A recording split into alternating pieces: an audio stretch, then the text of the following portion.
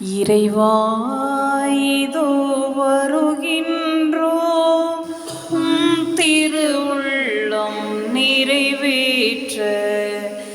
இறைவா இதோ வருகின்றோம், திருவுள்ளம் நிறைவேற்ற.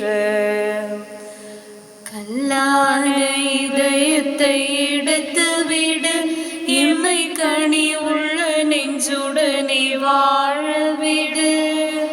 கல்லான இதயத்தை எடுத்துவிடு, எம்மை கனி உள்ள நெஞ்சுடனே வாழவிடு. எம்மையை நாங்கள் மறக்கவிடு, கொஞ்சம் ஏனையுர் துன்பம் நினைக்க விடு. இறைவா இதோ வருகின்றோம், திருவுள்ளம் நிறைவேற்ற. தந்தை மகன் தூயாவியாரின் பெயராலே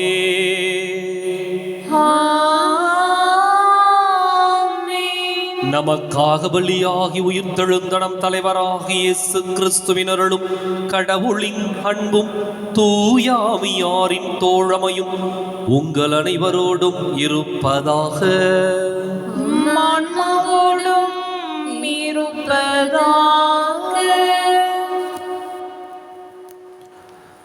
இயேசு கிறிஸ்துவிற்குரிய அருமையான சகோதர சகோதரிகளே, உங்கள் அனைவரையும் இன்றைய திருப்பலிக்கு வருகை அன்போடு அழைக்கின்றேன். இன்று திருநீற்று புதனை நாம் கொண்டாடுகின்றோம். 2022ஆம் ஆண்டினுடைய தவக்காலத்தை இன்றைய தினம் நாம் துவங்குகின்றோம். தலையிலே சாம்பல் பூசி நம்முடைய மனமாற்றத்திற்கான ஒரு அடையாளத்தை வெளிப்படுத்தி நம்முடைய உள்ளங்கள் மாற்றம் பெறவும், எண்ணங்கள் ஏற்றம் பெறவும், வாழ்வு சிறக்கவும், ஆண்டவர் இயேசுவிற்கு ஏற்ற சீடர்களாக நம்முடைய வாழ்க்கை பாதை அமையவும் இந்த தவக்காலம் நமக்கு கொடுக்கப்படுகின்றது. தவக்காலம் அருளின் காலம், மனமாற்றத்தின் காலம். மீண்டுமாய் நாம் செல்லுகின்ற பாதையிலிருந்து நம்மை சிந்திக்க வைத்து சீர்திருத்திக் கொள்ளுகின்ற சிறப்பான காலம் இது. இன்றைக்கு இந்த விபூதி புதன் நம்முடைய வாழ்க்கையில் மீண்டுமாய் ஒரு மாற்றத்தை ஏற்படுத்துகின்ற ஒரு நாளாக அமைந்து, அதன் வழியாக இந்த தவக்காலம் முழுவதும் ஆண்டவரிடமிருந்து அருள் பெற்று தருகின்ற ஆசீர்வாதத்தின் காலமாய் அமைய இந்த திருப்பலியில் சிறப்பாய் ஜெபிப்போம். சகோதர சகோதரிகளை, தூய மறை நிகழ்வுகளை கொண்டாட நாம் தகுதி பெறும் பொருட்டு நம் பாவங்களை ஏற்றுக்கொள்வோம்.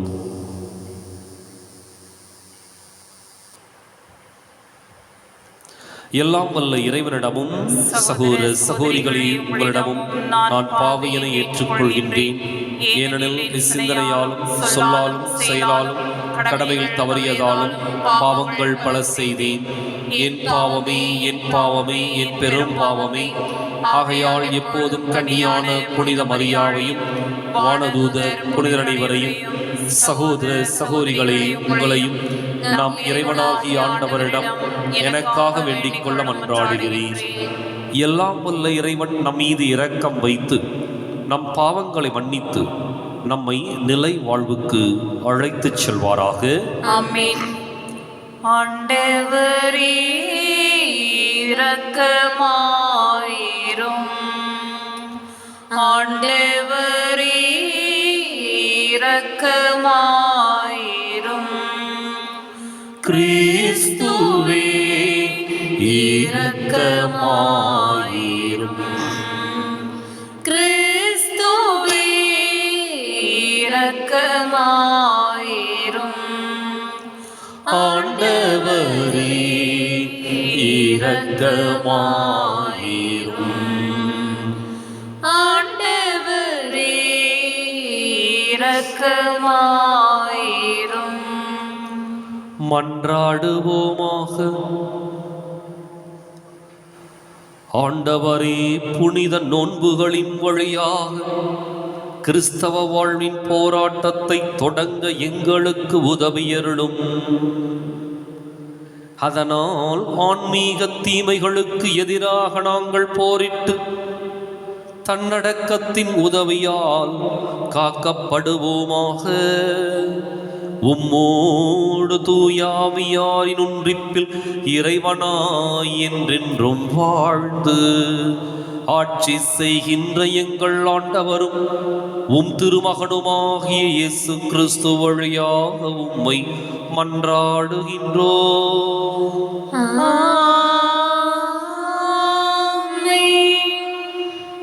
இன்றைய திருப்பலியானது பவுல் குரூஸ் மரிய புஷ்பம் இவருடைய கருத்துப்படி உடல் நலத்திற்காகவும் பேரப்பிள்ளைகளுடைய நற்படிப்பிற்காகவும் ஒப்பு கொடுக்கப்படுகின்றது. முதல் வாசகம். நீங்கள் உடைகளை கிழித்து கொள்ள வேண்டாம், இதயத்தை கிழித்து கொள்ளுங்கள். இறைவாக்கினர் யோவேல் நூலிலிருந்து வாசகம். அதிகாரம் 2, இறைவசனங்கள் 12 முதல் 18 வரை. ஆண்டவர் கூறுகிறார், இப்பொழுதாவது உண்ணா நோன்பிருந்து அழுது புலம்பிக் கொண்டு உங்கள் முழு இதயத்தோடு என்னிடம் திரும்பி வாருங்கள். நீங்கள் உங்கள் உடைகளை கிழித்து கொள்ள வேண்டாம், இதயத்தை கிழித்து கொண்டு உங்கள் கடவுளாகிய ஆண்டவரிடம் திரும்பி வாருங்கள். அவர் அருள் நிறைந்தவர், இரக்கம் மிக்கவர், நீடிய பொறுமை உள்ளவர், பேரன்பு மிக்கவர், செய்ய கருதிய தீங்கை குறித்து மனம் மாறுகின்றவர். ஒருவேளை அவர் தம் மனதை மாற்றிக்கொண்டு உங்கள் கடவுளாகிய ஆண்டவருக்கு தானிய படையலையும் நீர்ம படையலையும் நீங்கள் அளிக்குமாறு உங்களுக்கு ஆசி வழங்குவார். இதை யார் அறிவார்? சீயோனில் எக்காலம் ஊதி எச்சரியுங்கள். புனிதமான உண்ணா நோன்புக்கென நாள் குறியுங்கள். வழிபாட்டு பேரணியை திரட்டுங்கள். மக்களை திரண்டு வரச் செய்யுங்கள். புனித கூட்டத்திற்கு ஏற்பாடு செய்யுங்கள். முதியோரை கூடி வரச் செய்யுங்கள். பிள்ளைகளையும் பால் குடிக்கும் குழந்தைகளையும் ஒரு சேர கூட்டுங்கள். மணமகன் தன் அறையை விட்டு வெளியேறட்டும், மணமகள் தன் மஞ்சத்தை விட்டு புறப்படட்டும். ஆண்டவரின் ஊழியர்களாகிய குருக்கள் கோவில் மண்டபத்திற்கும் பலிப்பீடத்திற்கும் இடையே நின்று அழுத வண்ணம், ஆண்டவரே, உம் மக்கள் மீது இரக்கம் கொள்ளும், உமது உரிமை சொத்தை வேற்றினத்தார் நடுவில் நிந்தைக்கும் பழிச்சொல்லுக்கும் ஆளாக்காதீர் என சொல்வார்களாக. அவர்களுடைய கடவுள் எங்கே என வேற்றினத்தார் கூறவும் வேண்டுமோ? அப்பொழுது ஆண்டவர் தம் நாட்டின் மேல் பேரார்வம் கொண்டு தம் மக்கள் மீது கருணை காட்டினார். ஆண்டவர் வழங்கும் அருள்வாக்கு. இறைவனுக்கு நன்றி. மனிதனே, நீ மண்ணாக இருக்கின்றாய், மண்ணுக்கு திரும்புவாய். மறவாதே என்றும் மறவாதே, மறவாதே மனிதனே.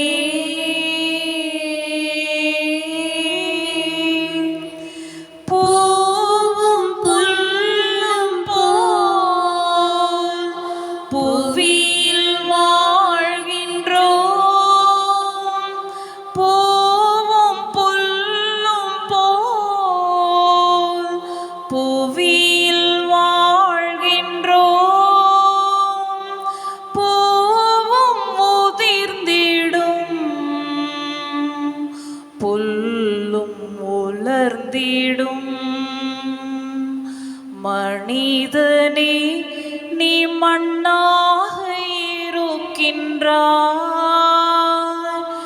மண்ணுக்கே திரும்புவாய். மறவாதே என்றும் மறவாதே, மறவாதே மனிதனே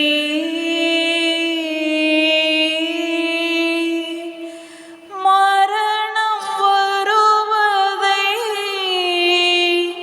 மனிதன் அறிவானோ? மரணம் வருவதை மனிதன் அறிவானோ? தருணம் இதுவென இறைவன் அழைப்பானோ? மனிதனே நீ மண்ணாக இருக்கின்றாய், மண்ணுக்கே திரும்புவாய். மறவாதே என்றும் மறவாதே, மறவாதே மனிதனே. இறைவன் இயேசுவோ இறப்பை கடந்தவர். இறைவன் இயேசுவோ இறப்பை கடந்தவர். அவரில் வாழ்பவன் இறந்தும் வாழ்கின்றான். மனிதனே நீ மண்ணாக இருக்கின்றாய், மண்ணுக்கே திரும்புவாய். மறவாதே என்றும் மறவாதே, மறவாதே மனிதனே.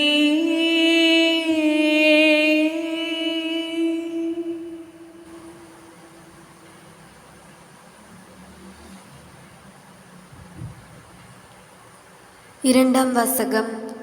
கடவுளோடு ஒப்புரவாகுங்கள், இதுவே தகுந்த காலம். திருத்தூதர் பவுல் கொரிந்தியருக்கு எழுதிய 2ஆம் திருமுகத்திலிருந்து வாசகம். 5ஆம் அதிகாரம் 20ஆம் இறைவார்த்தை மற்றும் 6ஆம் அதிகாரம் 2ஆம் இறைவார்த்தை. சகோதர சகோதரிகளே, நாங்கள் கிறிஸ்துவின் தூதுவர்களாயிருக்கிறோம். கடவுளே எங்கள் வாயிலாக வேண்டுகோள் விடுக்கிறார். ஆகவே கடவுளோடு ஒப்புரவாகுங்கள் என்று கிறிஸ்துவின் சார்பில் நாங்கள் மன்றாடுகிறோம். நாம் கிறிஸ்து வழியாக தமக்கு ஏற்புடையவராகுமாறு கடவுள் பாவம் அறியாத அவரை பாவநிலை ஏற்கச் செய்தார். நீங்கள் கடவுளிடமிருந்து பெற்றுக்கொண்ட அருளை வீணாக்க வேண்டாம் என அவரோடு இணைந்து உழைக்கும் நாங்கள் கேட்டுக்கொள்கிறோம். தகுந்த வேளையில் நான் உமக்கு பதிலளித்தேன், விடுதலை நாளில் உமக்கு துணையாயிருந்தேன் என கடவுள் கூறுகிறார். இதுவே தகுந்த காலம், இன்றே மீட்பு நாள். இது ஆண்டவர் வழங்கும் அருள்வாக்கு. இறைவனுக்கு நன்றி. ஆயின் தன் மந்தையை காப்பது போல ஆண்டவர் நம்மை காக்கின்றார்.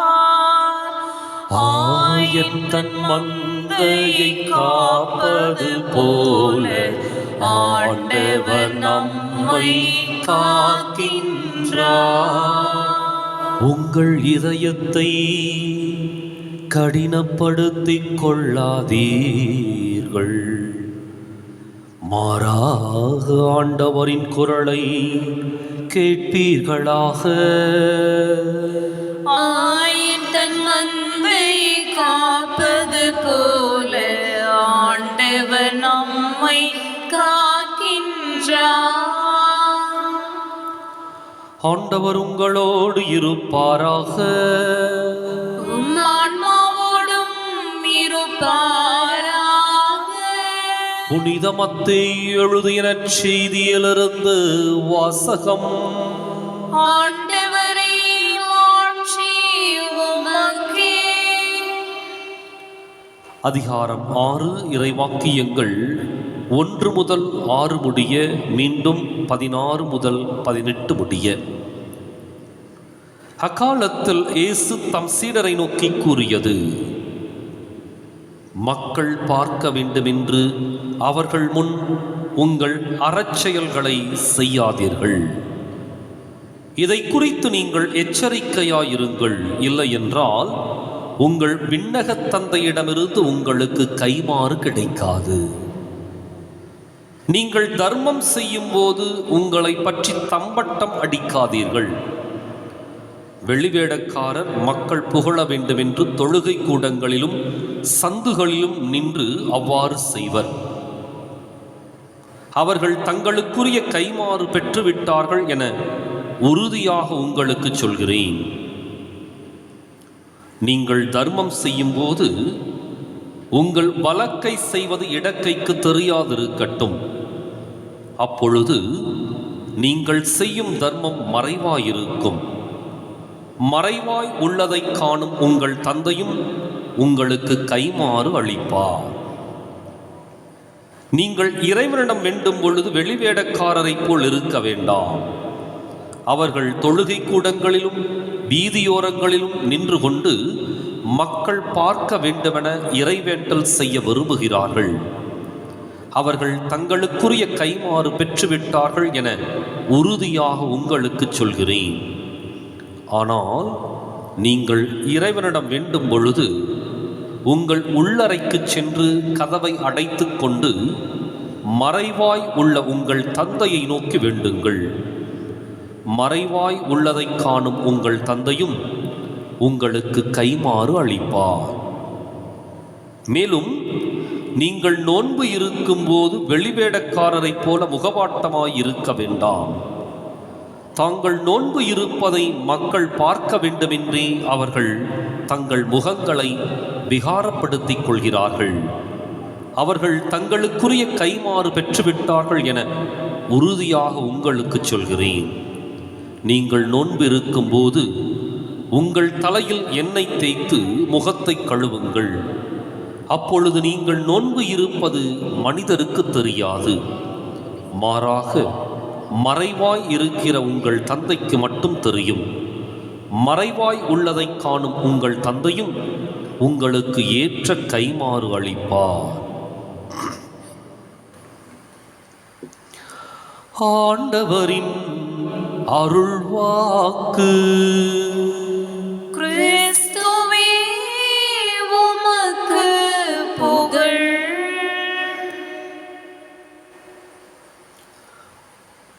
இயேசு கிறிஸ்துவின் அன்புக்குரிய அருமையான சகோதர சகோதரிகளே, தவக்காலத்தை இன்றைய தினம் நாம் தலையிலே சாம்பல் பூசி துவங்கி இருக்கின்றோம். திருவழிபாட்டு ஆண்டு காலத்தில் பல காலங்கள் உண்டு. திருவருகை காலம், கிறிஸ்து பிறப்பு காலம், பொது காலம், தவக்காலம், உயிர்ப்பு காலம் என்று சொல்லி பல காலங்கள் உண்டு. இத்தனை காலங்கள் இருந்தாலும் அதிலே மிகச்சிறப்பான ஒரு காலம் தவக்காலம்.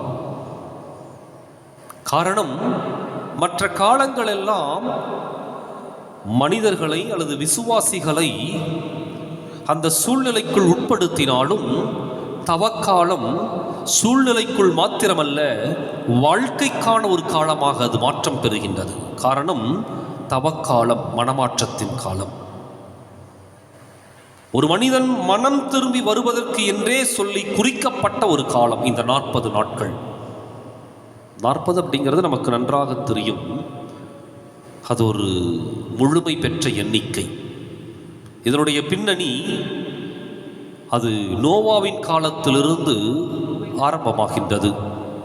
நோவா 40 நாட்கள் பெருவெள்ளத்திலே சிக்குண்டு தவிக்கின்றார். அந்த கப்பல் அவரை வழிநடத்துகின்றது. மோயிசன் 40 நாட்கள் சீனாய் மலையிலே ஆண்டவரோடு உறவாடுகின்றார். இறுதியிலே 10 கட்டளைகளை பெற்று வருகின்றார். ஆண்டவர் இயேசு 40 நாட்கள் பாலைவனத்திலே உண்ணா நோன்பிருந்து தன்னுடைய பணியை குறித்து தியானிக்கின்றார், தெளிவை பெற்றுக்கொள்ளுகின்றார். அப்ப இந்த 40 அப்படிங்கிறது ஒரு முழுமை பெற்ற ஒரு எண். அது மாத்திரமல்ல, இந்த 40 பின்னணி நோவாவின் காலத்திலும் மோயிசன் காலத்திலும் அதே சமயத்தில் ஆண்டவர் இயேசுவின் காலத்திலும் சிறப்பாக கடைபிடிக்கப்பட்ட ஒரு காலகட்டம் அது. எனவே இந்த 40 நமக்கு ஆழமாய் யோசிக்க, அதிகமாய் ஆண்டவரை பற்றி சிந்திக்க, நற்செய்தியை பெற்றுக்கொண்டு மனம் மாற நமக்கு கொடுக்கப்படுகின்ற ஒரு காலகட்டம். அப்ப இந்த 40 நாட்கள்ல நிச்சயமாக நல்ல முடிவுகளை நாம் எடுப்போம். என்னென்ன முடிவு? நான் கறிமீன் சாப்பிட மாட்டேன், நான் குடிக்க மாட்டேன், நான் ஆடம்பரங்களை தவிர்ப்பேன், அனாவசிய செலவுகளை செய்ய மாட்டேன், ஆலயத்திற்கு செல்வேன், நேர்ச்சி விரதங்களை மேற்கொள்வேன், உண்ணா நோன்பு இருப்பேன், சில திருத்தலங்களுக்கு மாலை அணிந்து செல்வேன். இப்படிலாம் நிறைய தீர்மானங்களை நாம் எடுப்போம். எதற்காக? இந்த தீர்மானங்கள் அனைத்தும் ஒரு மனிதனை மாற்றுவதற்காக, ஒரு புதிய வாழ்க்கையை துவங்குவதற்காக. ஆனால் இந்த தீர்மானம் 40 நாட்களோடு பெரும்பாலும் முடிவடைந்து போய்விடுகின்றது. குடிக்காமல் இருப்பேன், எதுவரைக்கும்? உயிர்ப்பு பெருவிழா வரைக்கும். மற்ற எந்த விதமான தவறான வார்த்தைகளையும் பயன்படுத்த மாட்டேன், எதுவரைக்கும்? உயிர்ப்பு பெருவிழா 40 நாட்கள் வரைக்கும். பெரிய சண்டை சச்சரவுகளுக்குள் நான் ஈடுபட மாட்டேன், எதுவரைக்கும்? உயிர்ப்பு பெருவிழா வரைக்கும். இப்படி அந்த 40 நாள் முடிந்த பிற்பாடு 41ஆம் நாள் மீண்டும் பழைய வாழ்க்கைக்கு திரும்புகின்றோம் என்றால் இந்த 40 நாள் அர்த்தமற்ற ஒரு வாழ்வாக மாறிப்போய்விடும். எனவே இந்த தவக்காலத்தினுடைய துவக்கத்திலேயே நாம் ஒரு தீர்மானம் இயற்ற வேண்டும். எல்லா தீர்மானங்களுக்கும் அது முத்தாய்ப்பாக இருக்க வேண்டும். என்ன தீர்மானம்? இன்றைக்கு எடுக்கின்ற தீர்மானங்களை 40 நாட்களுக்கு மாத்திரமல்ல, என்னுடைய வாழ்க்கைக்கான தீர்மானமாக எடுக்கின்றேன் என்று சொல்லி ஒரு தீர்மானத்தை நாம் எடுக்க வேண்டும். இன்றைய நற்செய்தி 3 பகுதிகளாக நமக்கு கொடுக்கப்படுகின்றது. அப்ப இந்த தவக்காலத்தில் 3 முக்கியமான காரியங்கள் நம்முடைய வாழ்க்கையை மாற்றப் போகின்றது. என்னென்ன? ஒன்று இறைவேண்டல் என்கின்ற ஜெபம், மற்றொன்று நோன்பு, மூன்றாவது தானம். இந்த 3ம் ஒரு மனித வாழ்க்கையை மாற்றுவதற்கான அடித்தளங்கள். ஒவ்வொரு முறையும் நாம் இந்த நிகழ்வுகளுக்குள் நம்மை ஈடுபடுத்துகின்ற பொழுது அது நம்மை மாற்றத்தை நோக்கி வழிநடத்த வேண்டும். அதுதான் ரொம்ப முக்கியம். நம்முடைய இலக்கு என்ன அப்படின்னா, நம்முடைய உள்ளம் சென்று கொண்டிருக்கின்ற பாதை சரியானதா அப்படிங்கிறத உணர்ந்து பார்த்து மனம் திரும்பி வருவது. ஊதாரி மைந்தனை போல மனம் திருந்தி வருவது. அப்ப இந்த 3 காரியங்களையும் இயேசு அதற்கே உரித்தான பாணியில் நமக்கு சொல்லிக் கொடுக்கின்றார். இறைவேண்டல், ஜெபம். சூழ்நிலை என்ன? இந்த ஜெபத்தை தங்களுடைய பெருமைக்காக பயன்படுத்திய ஒரு கூட்டம் இருந்தது. பரிசேய கூட்டம், வெளிவேடக்கார கூட்டம். முச்சந்தில நின்று கையை விரிச்சு அந்த ஜெபத்தை சொல்லிட்டு இருப்பாங்க. பார்க்குறவங்களாம், ஐயோ மிகப்பெரிய ஒரு ஜெபத்தை இவர் ஏறெடுக்கிறாரே, இவரை போல ஒரு ஆன்மீகவாதி யாரும் இல்லைன்னு சொல்லிட்டு அவர்கள் புகழ்ந்தார்கள். அது அந்த சூழ்நிலையில், அந்த சூழ்நிலையை வைத்துக்கொண்டு ஆண்டவர் இயேசு ஜெபத்தினுடைய உட்பொருளை விளக்குகின்றார். மேலோட்டமாக செய்வதல்ல ஜெபம், அதனுடைய உட்பொருளுக்கு, கருப்பொருளுக்கு செல்வதுதான் ஜெபம். ஜெபம் என்பது ஏதோ சில வார்த்தைகளை உச்சரிப்பது, சில சடங்குகளை மேற்கொள்வது அல்லது சில அடையாளங்களை வெளிப்படுத்துவது அல்ல. அப்போ இதையெல்லாம் தாண்டி ஜெபம் என்பது, அதைத்தான் அவர் அழகா சொல்றாரு, நீங்கள் இறைவனிடம் வேண்டும் பொழுது உங்கள் உள்ளறைக்கு சென்று கதவை அடைத்துக் கொண்டு மறைவாய் உள்ள உங்கள் தந்தையை நோக்கி வேண்டுங்கள். மறைவாய் உள்ளதை காணும் உங்கள் தந்தையும் உங்களுக்கு கைமாறு அளிப்பார். ஜெபம் என்பது உள்ளம் சார்ந்தது, உணர்வு சார்ந்தது, நம்முடைய ஆழ் மனதை சார்ந்தது. ஜெபம் என்பது கையிலையும் காலிலையும் வெளிப்படுத்துகின்ற அடையாளம் அல்ல, வாயிலிருந்து வெளிப்படுகின்ற வார்த்தைகள் அல்ல. ஜெபம் என்பது உள்ளம் சார்ந்தது, உணர்வு சார்ந்தது, ஆழ் மனதிலிருந்து வெளிப்படக்கூடிய அந்த உணர்வுகளை உள்ளடக்கியது தான் ஜெபம். பல நேரங்களில் நம்ம சொல்லுவோம், அவர் கைதட்டி ரொம்ப சத்தமாக பாடி ஜெபிப்பாருங்க, உண்மைதான், இல்லை என்று சொல்வதற்கில்லை. ஆனால் அது மட்டுமே, அந்த செய்கைகள் மட்டுமே ஜெபமாகி விடாது. மாறாக ஜெபத்தினுடைய கருப்பொருள் என்ன அப்படின்னா, இறை தந்தையோடு நம்மை இணைத்துக் கொள்வது, அதான் ஜெபம். ஆண்டவரோடு நம்மை ஐக்கியப்படுத்திக் கொள்வது, அதான் ஜெபம்.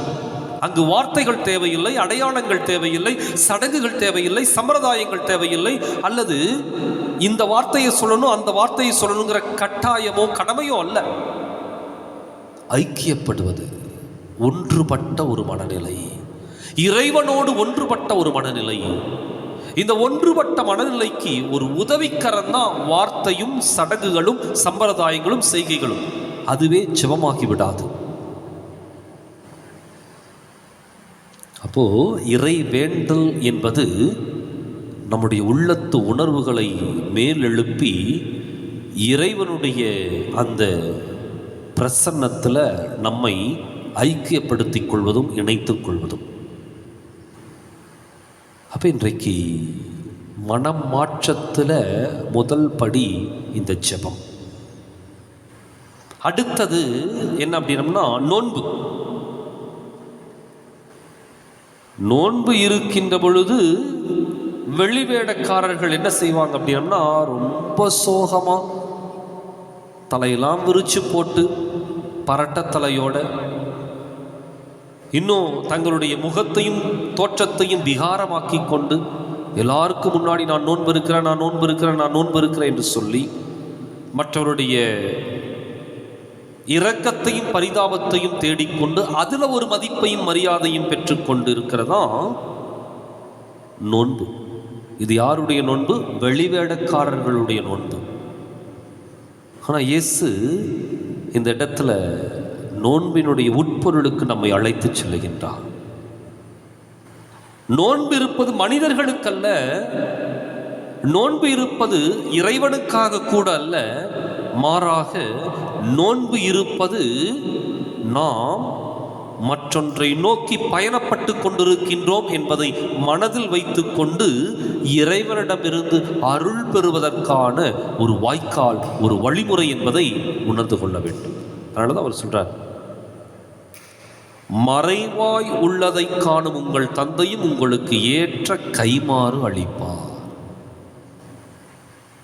அப்ப நோன்பு என்பது ஒரு மாற்றத்தை நோக்கிய ஒரு பயணத்தை மேற்கொள்வதற்கு சில கட்டுப்பாடுகளையும் சில விதிமுறைகளையும் நமக்கு நாமே விதித்துக் கொள்வது.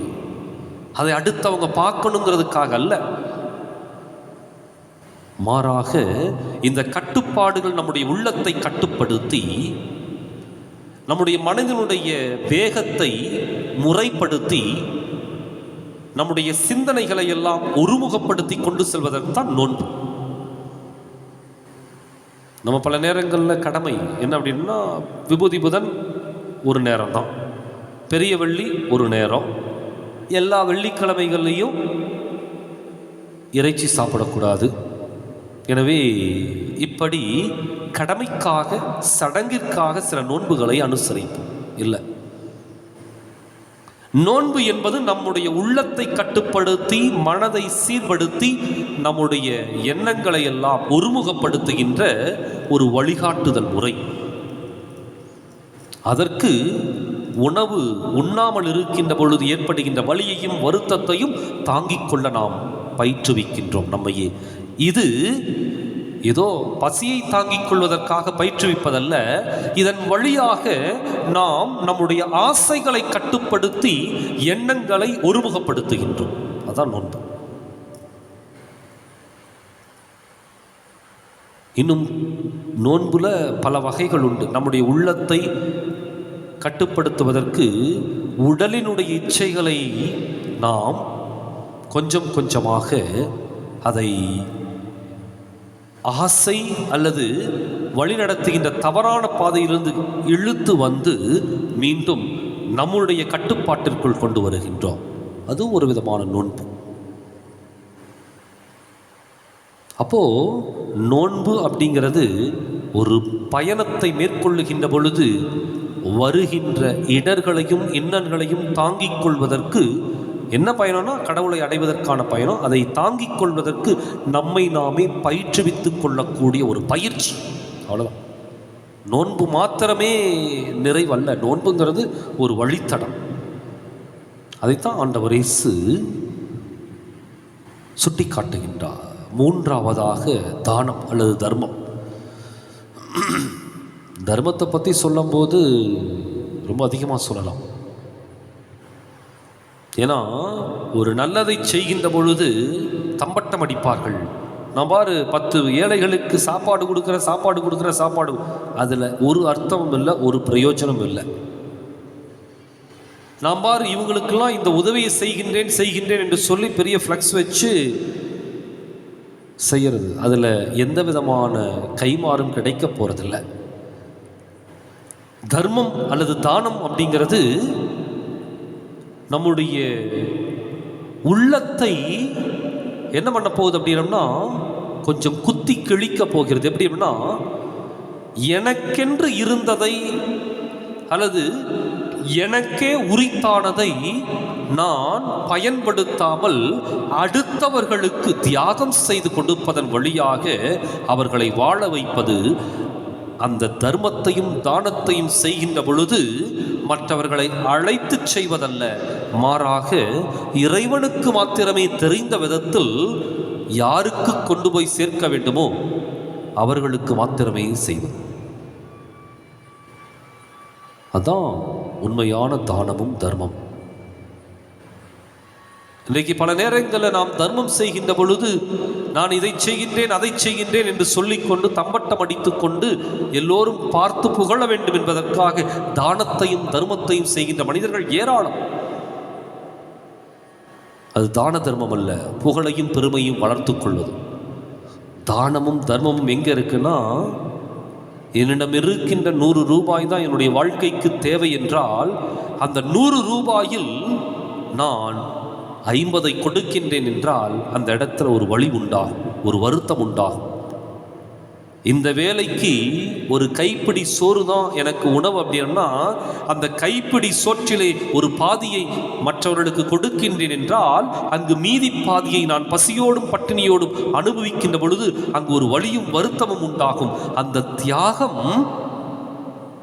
அடுத்தவர்களுக்கு வாழ்வாக மாறுகின்றது. அதான் தானமும் தர்மம். ஏதோ நிறைய வச்சுருக்கேன், அதுலேருந்து கொஞ்சம் எடுத்து தூக்கி கொடுத்துட்டு இந்தப்போ வச்சுக்கோ நல்லா சந்தோஷமாக இல்லை. அது தானமும் இல்லை தர்மமும் இல்லை. அது கொடுக்க வேண்டிய கடமை ஒவ்வொரு மனிதனுக்கும் உண்டு. அதனால தான் காந்தியடிகள் சொல்லுகின்ற பொழுது சொல்லுவார், பணக்காரர்களே ஏழைகளுடைய சொத்து முழுவதும் உங்களிடம் இருக்கின்றது, எனவே நீங்கள் நினைத்து கொள்ளாதீர்கள் இந்த சொத்து முழுவதும் என்னுடையது என்று. அது ஏழைகளுடைய சொத்து, அதை கொடுக்க வேண்டிய கடமை உங்களுக்கு இருக்கின்றது என்று. தான தர்மம் செய்கின்ற பொழுது நான் அதை கொடுத்த இதை கொடுத்தேன்னு சொல்றதுல ஒரு அர்த்தமும் இல்லை. மாறாக எனக்கென்று உரித்தானதை வலியோடும் வருத்தத்தோடும் அடுத்தவர்களுக்கு பகிர்ந்து கொள்வதா உண்மையான தானமும் தர்மமும் ஆகும். அங்கே விளம்பரம் தேவையில்லை. அங்கே நிச்சயமாக அந்த மனம் விளம்பரத்தை தேடாது, புகழை தேடாது. மாறாக அடுத்தவர்கள் சந்தோஷப்படுவதை மாத்திரமே அது விரும்பும். இன்னைக்கு அரசியல்வாதிகளும் சரி, தலைவர்களும் சரி, இன்னும் சொல்ல போனோம்னா பல ஆன்மீக தலைவர்களும் கூட அதை செய்வார்கள். என்ன, நான் அத்தனை பேருக்கு இதை செய்கிறேன் அதை செய்கிறேன்னு சொல்லிட்டு தம்பட்டம் அடித்துக் கொள்ளுகின்ற தலைவர்கள் ஏராளம். 100 ரூபாய் உதவி செய்வதற்கு 200 ரூபாய்க்கு விளம்பரப்படுத்துகின்ற மனிதர்கள் இருக்கின்றார்கள். தானத்தையும் தர்மத்தையும் அப்படி அல்ல. அதனால தான் இயேசு ரொம்ப தெளிவாக சொல்றார், வெளிவேடக்காரர் மக்கள் புகழ வேண்டும் என்று தொழுகை கூடங்களிலும் சந்துகளிலும் நின்று கொண்டு அவ்வாறு செய்வர். என்ன செய்வாங்க? தர்மம் செய்வாங்க. ஆனால் நீங்கள் அப்படி செய்யாதீங்க. உங்கள் வழக்கை செய்வது இடக்கைக்கு தெரியாதிருக்கட்டும். ரொம்ப யதார்த்தமான ஒன்று. இன்றைக்கு நாம் சிந்தித்து பார்ப்போம். இந்த மூன்றும், இறைவேண்டலும், நோன்பும், தர்மமும் நம்முடைய வாழ்க்கையினுடைய மனமாற்றத்திற்கான வழித்தடங்கள், அடித்தளங்கள். இதை சிறப்பாய் நாம் பயன்படுத்துவதன் வழியாக இந்த 40 நாட்கள் நம்முடைய வாழ்க்கையில் மறக்க முடியாத நாட்களாகவும், பெற்றுக்கொள்ளுகின்ற அனுபவங்கள் நம்முடைய வாழ்க்கையினுடைய ஆணிவேர்களாகவும் மாற தொடர்ந்து இந்த திருப்பலியில் சிறப்பாய் செபிப்போம். அன்பின் பலியாயிருப்பார் உம்மை அணுகிடும் எளியவர் வேண்டுதல் கேட்பார். அன்பின் பலியாயிருப்பார் புண்படும் மனதின் துயர் தீர்ப்பார். புண்படும் மனதின் துயர் தீர்ப்பார். எம்மை புண்ணிய வாழ்வில் நிலை பெறச் செய்வாய். அன்பின் பலியாயிருப்பாய். வாழ்வின் கொடைகள் பெறுகின்றோம் அருள் வள்ளலும் கருணையில் வாழ்கின்றோம். வாழ்வின் கொடைகள் பெறுகின்றோம் அருள் வள்ளலும் கருணையில் வாழ்கின்றோம். முழு முதல் தலைவாய் இறைஞ்சுகின்றோம். முழு முதல் தலைவாய் இறைஞ்சுகின்றோம். எம்மை திருப்பலி பொருளா தருகின்றோம். அன்பின் பலியாயிருப்பார் உம்மை அணுகிடும் எளியவர் வேண்டுதல் கேட்பாய். அன்பின் பலியாயிருப்பாய். சகோதர சகோதரிகளே, என்னுடையதும் உங்களுடையதுமான இப்பலி எல்லாம் வல்ல தந்தையாக இறைவனுக்கு ஏற்றதாகும்படி மன்றாடுங்கள். ஆண்டவர் தம் திருப்பேரின் புகழ்ச்சிக்காகவும் ஆட்சிக்காகவும் நமது நன்மைக்காகவும் புனித திருஅவையின் அனைத்து நலன்களுக்காகவும் மது கையிலிருந்து பலியை ஏற்றுக்கொள்வாராக. ஆண்டவரே, தவக்கால தொடக்கமாக அமையும் இப்பலியை சிறப்பாக உமக்கு ஒப்புக் கொடுக்கவும் வேண்டுகின்றோம். தவச் செயல்களாலும் பிறர் அன்பு செயல்களாலும் நாங்கள் தீயாசைகளை அடக்குவோமாக. இவ்வாறு பாவத்திலிருந்து தூய்மை பெற்று உம் திருமகனின் பாடுகளை ஆர்வமுடன் கொண்டாட தகுதி உள்ளவர்களாக திகழ்வோமாக. என்றென்றும் வாழ்ந்து ஆட்சி செய்கின்றவர் வழியாக உம்மை மன்றாடுகின்றோம்.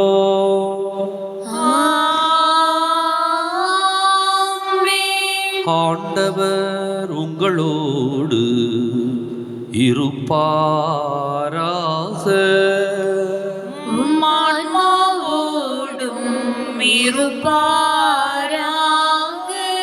இதயங்களை மேலே எழுப்புங்கள்.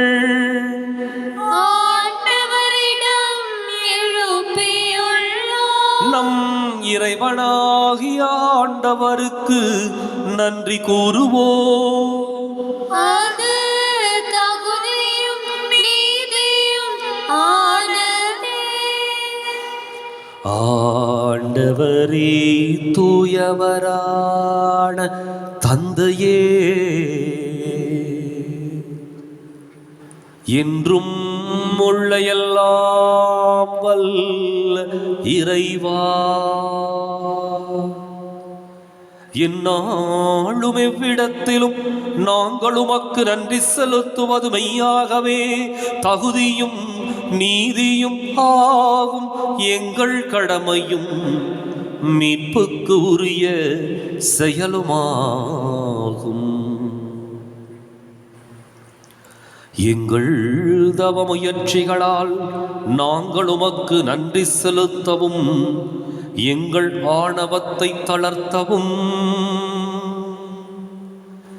ஏழைகளுக்கு உணவளிக்கவும் இவ்வாறு உமது கனிவிரக்கத்தை பின்பற்றவும் நீ திருவுளமானி.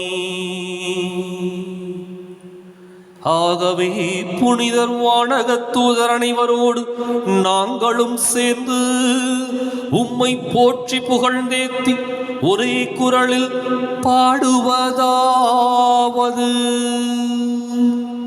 தூயவர் தூயவர் தூயவர் வான் படைகளின் கடவுளாம் ஆண்டவர், விண்ணகமும் மண்ணகமும் உமது மாட்சியால் நிறைந்துள்ளன.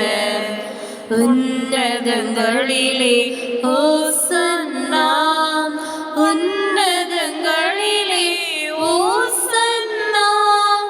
ஆண்டவர் பெயரால் வருகிறவர் ஆசீர் பெற்றவர். உன்னதங்களிலே ஓசன்னா, உன்னதங்களிலே ஓசன்னா. தாயும் தந்தையுமான இறைவா, நிமையாகவே தூயவர், தூய்மை அனைத்துக்கும் ஊற்று. ஆகவே உம்முடைய ஆவியை பொழிந்து காணிக்கைகளை தூய்மைப்படுத்தமை வேண்டுகின்றோம். இவ்வாறு எங்கள் ஆண்டவர் இயேசு கிறிஸ்துவின் உடலும் இரத்தமுமாக எங்களுக்கு இவை மாறுவனவாக. அவர் பாடுபட உளம் கனிந்து தம்மை கையளித்த போது அப்பத்தை எடுத்து நன்றி செலுத்தி அதை பிட்டு தம் சீடர்களுக்கு அளித்து கூறியதாவது: அனைவரும் இதிலிருந்து பெற்று உண்ணுங்கள், ஏனெனில் இது உங்களுக்காக கையளிக்கப்படும் என் உடல்.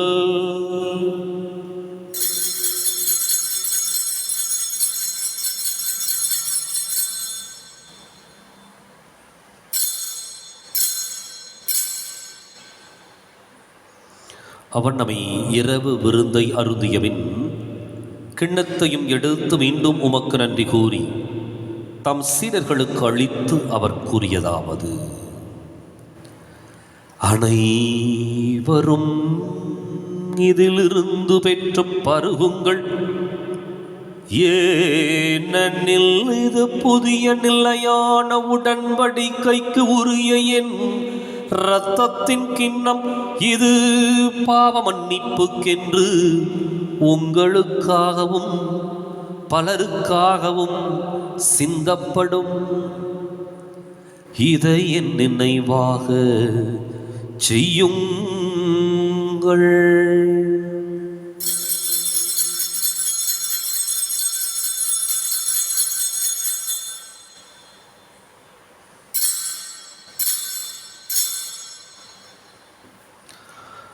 நம்பிக்கையின் மறை பொருள். ஆண்டவரே, நீர் வரும் அளவும் உமது இறப்பினை அறிக்கையிடுகின்றோம், உமது உயிர்ப்பினையும் எடுத்துரைக்கின்றோம். ஆகவே ஆண்டவரே, நாங்கள் கிறிஸ்துவின் இறப்பினையும் உயிர்ப்பினையும் நினைவு கூர்ந்து வாழ்வு தரும் அப்பத்தையும் மீட்பளிக்கும் கிண்ணத்தையும் உமக்கு ஒப்புக் கொடுக்கின்றோம். உம் திருமுன் நின்று உமக்கு ஊழியம் புரிய தகுந்தவர்களை நீங்கள் ஏற்றுக்கொண்டீர். எனவே உமக்கு நன்றி செலுத்துகின்றோம். மேலும் கிறிஸ்துவின் உடலிலும் இரத்தத்திலும் பங்கு கொள்ளும் எங்களை தூய ஆவியார் ஒன்று சேர்க்க வேண்டுமென உம்மை தாழ்மையுடன் மன்றாடுகின்றோம். ஆண்டவரே, உலகெங்கும் பரவி இருக்கும் அது திரு அவையை நினைவு கூர்ந்தருளும். எங்கள் தலைமை தந்தை பிரான்சிஸ், எங்கள் மறைமாவட்ட தலைமை தந்தை பீட்டர் அபி, எல்லா திருநிலையினராகிய அனைவரோடும் உமது திரு அவை அன்பில் நிறைவு பெறச் செய்தருளும். மேலும் உயிர்த்தெழும் எதிர்நோக்குடன் துயில் கொள்ளும் எங்கள் சகோதரர் சகோதரிகளையும் இறந்தோர் அனைவரையும் இரக்கத்துடன் நினைவு கூர்ந்து உமது திருமுக ஒளியினுள் ஏற்றருளும். எங்கள் அனைவர் மீதும் இரக்கமாயிரும். கடவுளின் கன்னித்தாயான புனித மரியா, அவருடைய கணவரான புனித யோசேப்பு, புனித திருத்தூதர்கள், இவ்வுலகிலும் உகந்தவராயிருந்தோர் ஆகிய புனிதர் அனைவருடனும் நாங்கள் நிலைவாழ்வில் பங்கு கொள்ளும் தகுதி பெற்று உம் திருமகனேசு கிறிஸ்து வழியாக உம்மை புகழ்ந்தேத்தும் வரமருள உம்மை மன்றாடுகின்றோம்.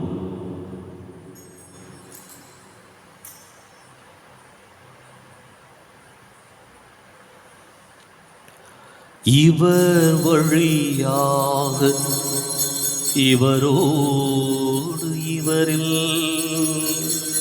எல்லாம் வல்ல இறைவனாகிய தந்தையே, பரிசுத்த ஆவியின் ஒன்றிப்பில் எல்லா புகழும் மாட்சியும் என்றென்றும் உமக்கு உரியதே. ஆமென், ஆமென், ஆமென். கடவுளை நம் தந்தை என அழைக்க இயேசு நமக்கு கற்பித்தார். எனவே நாம் அனைவரும் இணைந்து துணிந்து சொல்லுவோம். விண்ணுலகில் இருக்கின்ற எங்கள் தந்தையே, மது பெயர் தூயது என போற்ற பெறுக. மது ஆட்சி வருக. மது திருவுளம் விண்ணுலகில் நிறைவேறுவது போல மண்ணுலகிலும் நிறைவேறுக. எங்கள் அன்றாட உணவை இன்று எங்களுக்கு தாரும். எங்களுக்கு எதிராக குற்றம் செய்வோரை நாங்கள் மன்னிப்பது போல எங்கள் குற்றங்களை மன்னியும். எங்களை சோதனைக்கு உட்படுத்தாதையும் தீமையிலிருந்து எங்களை விடுவித்தருளும். ஆண்டவரே, தீமை அனைத்திலிருந்து எங்களை விடுவித்து எங்கள் வாழ்நாளில் அமைதியை கனிவுடன் அருளுமை மன்றாடுகின்றோம். உமது இரக்கத்தின் உதவியால் நாங்கள் பாவத்திலிருந்து எப்போதும் விடுதலை பெற்று யாதொரு கலக்கமும் இன்றி நலமாயிருப்போமாக. நாங்கள் எதிர்நோக்கி இருக்கும் பேரின்பத்துக்காகவும் எமீட்பராகிய இயேசு கிறிஸ்துவின் வருகைக்காகவும் காத்திருக்கின்றோம். ஏனெனில் ஆட்சியும் வல்லமையும் ஆட்சியும் என்றென்றும் உமதே. ஆண்டவரே இயேசு கிறிஸ்துவை, அமைதியை உங்களுக்கு விட்டுச் செல்கின்றேன், என் அமைதியையே உங்களுக்கு அளிக்கின்றேன் என்றும் திருத்தூதர்களுக்கு மொழிந்தீரே. எங்கள் பாவங்களை பாராமல் உமது திரு அவை நம்பிக்கையை கண்ணோக்கி உமது திருவுளத்துக்கு ஏற்பதற்கு அமைதியையும் ஒற்றுமையையும் அளித்தருள்வீராக. என்றென்றும் வாழ்ந்து ஆட்சி செய்கின்றவர் நீரே. ஆமென். ஆண்டவருடைய அமைதி உங்களோடு என்றும் இருப்பதாக. உம் ஆன்மாவோடும் இருப்பதாக. ஒருவருக்கொருவர் அமைதியை பகிர்ந்து மகிழ்வோம்.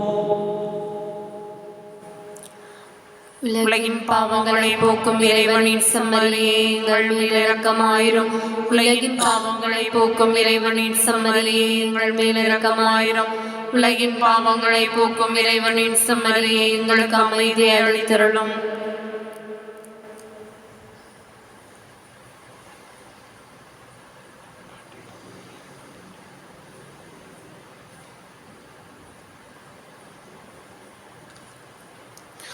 இதோ இறைவனின் செம்மறி, இது உலகின் பாவங்களை போக்குகின்றவர். இந்த செம்மறியின் விருந்துக்கு அழைக்கப் பெற்றோர் பேறு பெற்றோர். ஆண்டவரே, நீர் என் இல்லத்தில் எழுந்தருளிவர நான் தகுதியற்றவள். ஒரு வார்த்தை மட்டும் சொல்லியல்லும் எனது ஆன்மா நலமடையும்.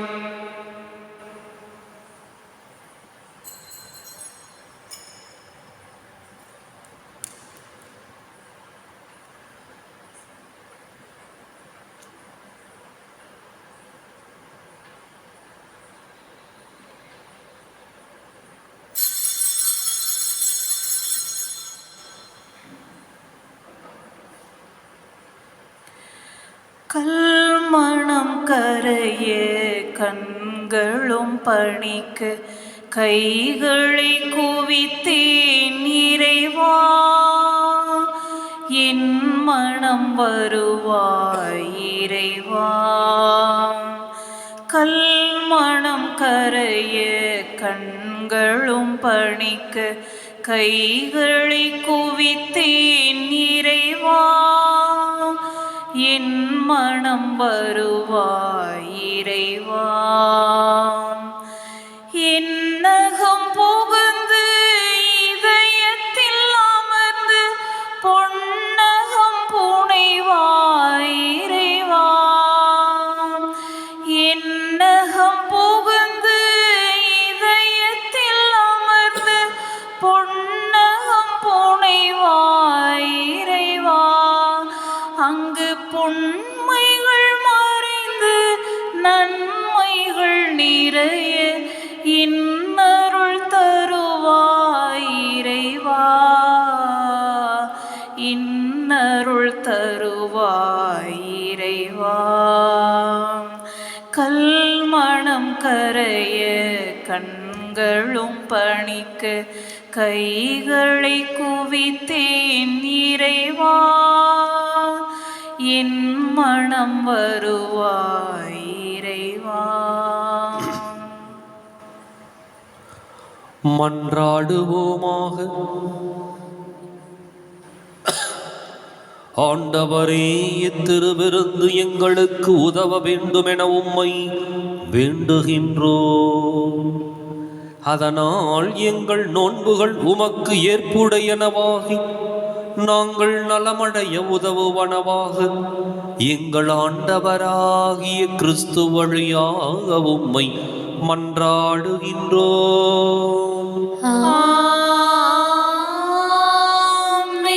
ஆண்டவர் உங்களோடு இருப்பாராக.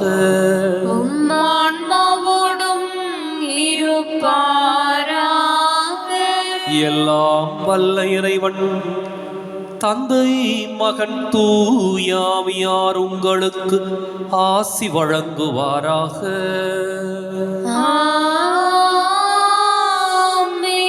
கிறிஸ்துவின் அன்பிலும் அருளிலும் வாழ சென்று வாருங்கள். திருப்பலி நிறைவேறிற்று. இறைவனுக்கு நன்றி. வலது வாய்க்காலுக்காக ஜெபம். அன்பு தந்தையே இறைவா, கேளுங்கள் கொடுக்கப்படும், தட்டுங்கள் திறக்கப்படும், தேடுங்கள் கண்டடைவே என்ற இறை வார்த்தையில் நம்பிக்கை வைத்து ஜெபித்த பொழுது கிடைத்த எல்லா நன்மைகளுக்காகவும் உமக்கு நன்றி கூறுகின்றோம். எங்களுடைய பகுதிக்கு தேவையான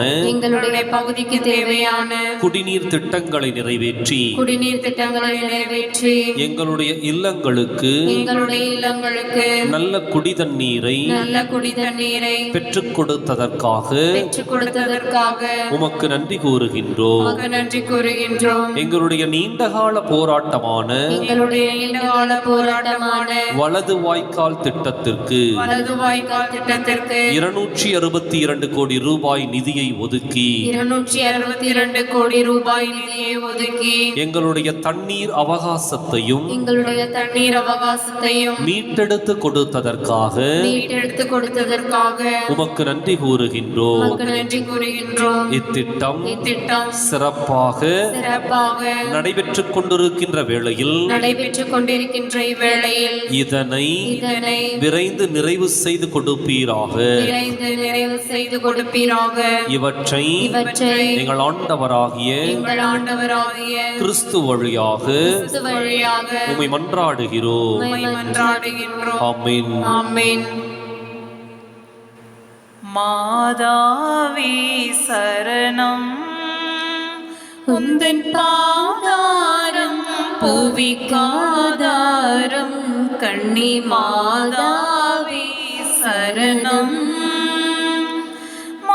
பாவம் எம்மை மேவாமல், பாவம் எம்மை மேவாமல் காவ